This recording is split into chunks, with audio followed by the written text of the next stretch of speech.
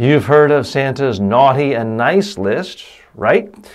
Well, the major media outlets also have their naughty and nice lists. And I'm talking about not actual behavior as far as anything inappropriate. I'm talking about people who can give good interviews, good quotes. I was speaking to a former journalist from the BBC the other day, and he told me, he said, TJ, we kept a book in our newsroom, and it listed people who were specifically good at giving interviews, good at giving quotes, good at giving us the sound bites in the time we need it. And we also had notes on people who were just difficult to deal with.